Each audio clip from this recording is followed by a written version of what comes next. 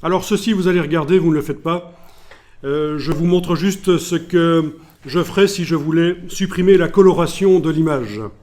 Si je veux supprimer la coloration de l'image, je vais créer un calque de type teinte saturation, un calque de réglage de type teinte saturation. Et ce calque, son panneau propriété, le voilà. Et en diminuant la saturation, j'enlève la couleur en fait. Voilà, la coloration de l'image part, ça devient complètement gris. Et donc vous voyez que les choses se combinent.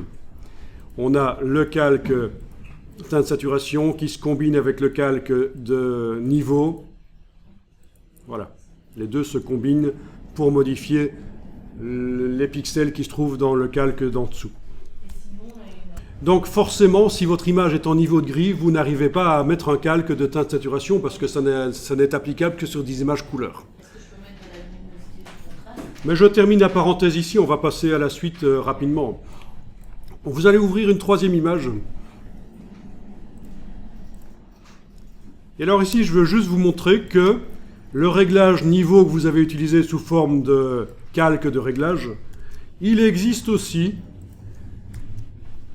dans sa forme ancienne, et là c'est dans le menu Image, Réglage, Image, Réglage, Niveau, Image, Réglage, Niveau.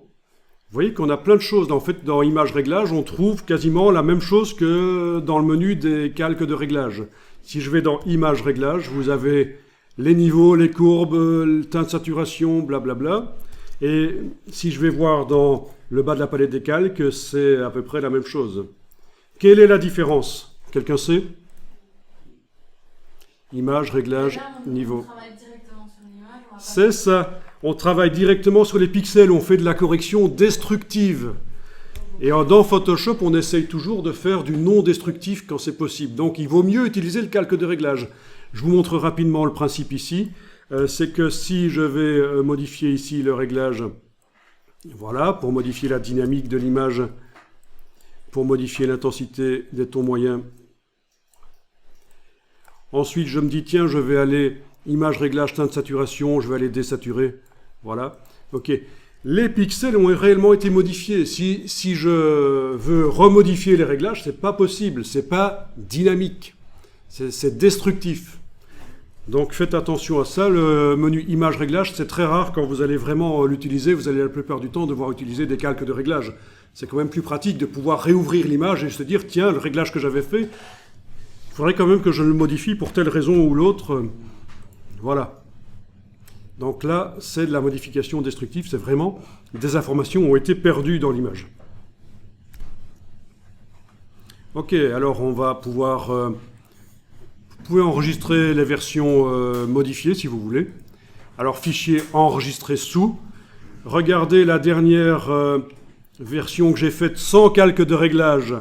Quand je fais fichier enregistré sous, on me propose de l'enregistrer dans le format dans lequel elle se trouve sur le disque dur, format JPEG, format d'enregistrement JPEG. Ben voilà, soit j'écrase, soit je modifie le nom pour dire que c'est la version retouchée. Comment on revient à l'image qui est en dessous alors? L'image qu'on avait modifiée juste avant. Donc voilà, je l'enregistre à nouveau en JPEG, mais j'ai changé le nom, donc la version non modifiée reste sur le disque dur, bien entendu. Alors vous me demandez comment on passe d'une image à l'autre. Alors, il y a deux solutions. Menu fenêtre, tout en bas, il y a les documents ouverts qui sont listés là, mais il y a toujours aussi l'autre solution, contrôle tabulation, touche contrôle enfoncée, je la garde enfoncée et j'enfonce la touche tabulation, et ça passe en revue les documents ouverts.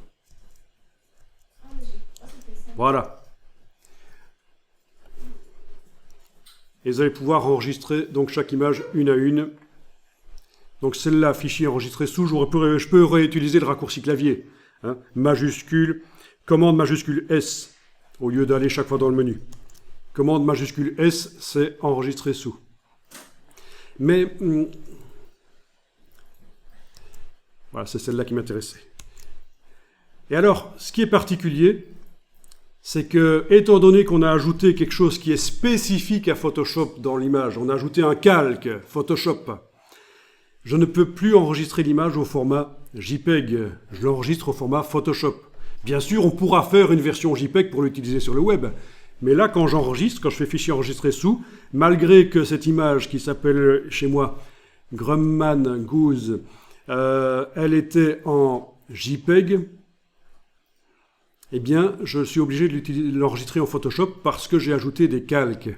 C'est tout à fait normal, enregistrer là au format Photoshop aussi. Et du coup, on arrivera On l'ouvrira dans Photoshop, elle sera ouvrable dans Photoshop et uniquement dans les logiciels qui sont capables d'ouvrir du Photoshop, donc Illustrator, InDesign. Mais si c'est pour utiliser sur le web, il faudra faire une version pour le web. En PNG, en JPEG, voilà, ou même en GIF. Et donc là, il suffira juste de changer. Une solution sera de faire fichier enregistré sous et de changer le format, oui. Fichier enregistré sous, vous pouvez tester aussi si vous voulez. Fichier enregistré sous, et si vous forcez à l'enregistrer dans un format, l'option calque ici se décoche et vous avez un point d'exclamation. Le fichier doit être enregistré comme une copie avec cette sélection. Voilà. Moi, j'ai enregistré sous, mais quand je vais faire mettre le moteur après, il me demande d'enregistrer. Mais bon, on va pas faire ici. Voilà. Format Photoshop, forcément, puisqu'il y a des calques. Voilà. Donc vous avez vu, contrôle, tabulation pour passer d'une image à l'autre, c'est bien pratique. Regardez un peu ça. Avion, messieurs, dames. Avion, messieurs, dames. Donc je fais contrôle, tabulation. Avion, messieurs, dames. Je veux revenir aux messieurs. Contrôle majuscule, tabulation, je vais en arrière. Ah oui, on peut aller dans les deux sens. Évidemment, avec 3 images, c'est un peu ridicule, mais si vous en avez 12, ça peut être pratique de pouvoir à un certain moment, tiens, l'image d'avant, j'ai oublié de regarder un truc. Donc, contrôle, majuscule, tabulation, c'est dans le sens inverse. Avion, dames, messieurs, avion, dames, messieurs. Et sinon, contrôle, tabulation seul. Messieurs, dames, avion, voilà. Donc, très pratique. C'est vraiment le b.a.-ba, quoi. Mais c'est essentiel de maîtriser les bases. Parce que si vous ne maîtrisez pas les bases, vous allez traîner des problèmes pendant très longtemps qui vont vous causer des pertes de temps pendant que vous allez manipuler les fichiers ou les retoucher. Donc il faut consacrer du temps à étudier les bases. Alors vous avez le cours ici, mais le cours il est court. Donc il faut absolument, si vous avez l'occasion, par vous-même des tutos. Alors vous avez énormément de chance parce qu'à notre époque, des tutos, il y en a plein sur YouTube gratuits, donc vraiment profitez-en. Vous savez, quand j'ai commencé dans l'infographie au début des années 90, et pour les tutos, il n'y en avait pas, il fallait acheter des livres avec des CD qui contenaient les images. Il y avait aussi des CD vidéo à vendre, mais c'était vraiment un CD, ça coûtait une histoire de 80 € et il y avait 5 heures de vidéo dessus. Donc par rapport à aujourd'hui, vous n'avez aucune excuse pour ne pas apprendre, parce que ça coûte rien en plus. C'est des milliers d'heures disponibles pour rien. Par rapport à la situation que j'ai vécue quand j'ai commencé, où il fallait que je dépense l'équivalent de 80 € pour avoir 5 heures de vidéo sur un CD, voilà. Mais j'ai bien fait de le faire parce que les bases, vraiment, c'est super important.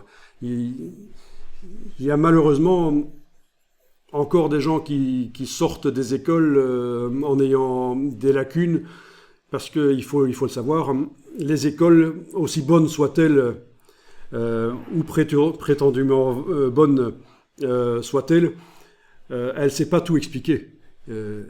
Même dans une école où il y a des centaines d'heures d'infographie, ça n'est pas encore assez pour maîtriser tout.